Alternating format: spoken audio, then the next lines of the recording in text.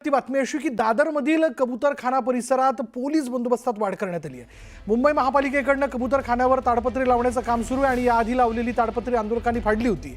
त्याच्यामुळे आता पोलीस बंदोबस्तात नव्यानं ताडपत्री लावण्याचं काम जे आहे ते कबूतरखान्यावरती केलं जात आहे।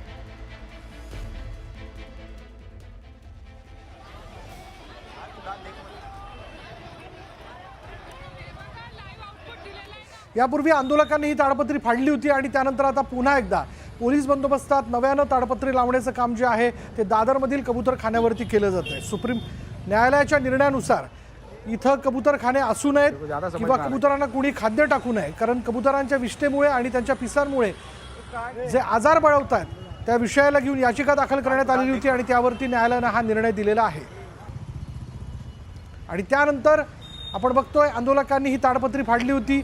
कबुतरांना इथं खाणं जे आहे, धान्य जे आहे ते टाकू दिलं जावं अशी त्यांनी मागणी केलेली होती।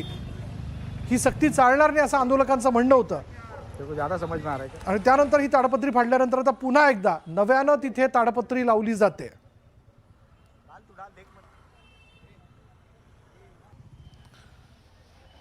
पोलीस बंदोबस्तात हे काम केलं जातंय।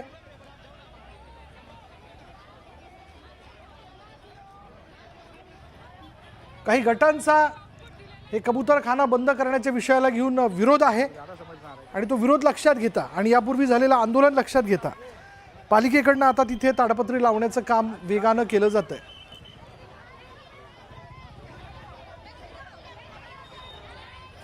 अधिक माहिती आपण जाणून घेणार आहोत। आमचे प्रतिनिधी कृष्णा आवटी आपल्या बरोबर आहेत। कृष्णा, काय माहिती याबद्दल? नक्कीच आपण विषय पाहायला गेलं तर मुंबई उच्च न्यायालयाने जे आहे ते कबुतरांना खाणे बंदीवरती जे आहे, खाणे टाकण्यास जे आहे ती कायम बंदी जी आहे ती कायम ठेवण्यात आलेली आहे।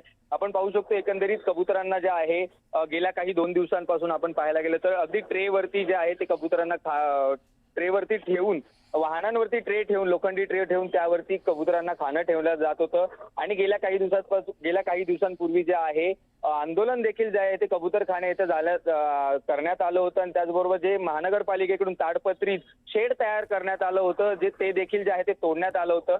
आपण पाहू शकतो की उच्च न्यायालयाने अगदी गेल्या 2 दिवसांपूर्वी जे आहे ते उच्च न्यायालयात जो आहे तो निर्णय देण्यात आला, बंदी कायम ठेवण्यात आली। त्यानंतर आज जे महानगरपालिकेकडून थेट पुन्हा एकदा जे आहे ते शेड, ताडपत्री आणि शेड जे आहे ते लावण्यात आलेलं आहे आणि त्याचबरोबर त्या ठिकाणी बोर्ड देखील लावण्यात आला आहे की कबुतरांना खाणं टाकू नये, दंड महानगरपालिकेकडून तुम्हाला दंड आकारण्यात येईल आणि त्याचबरोबर कुठलाही अनुचित प्रकार किंवा पुन्हा एकदा जमावबंदी किंवा गोंधळ होऊ नये म्हणून देखील मोठ्या प्रमाणात जे आहे ते पोलिसांचा फौजफाटा जो आहे तो तैनात करण्यात आलेला आहे आणि त्याचबरोबर ताडपत्री जे आहे ती पुन्हा एकदा जे आहे ती महानगरपालिकेकडून लावण्यात आलेली आपल्याला पाहायला मिळते। धन्यवाद कृष्णा या सगळ्या तपशिलाबद्दल।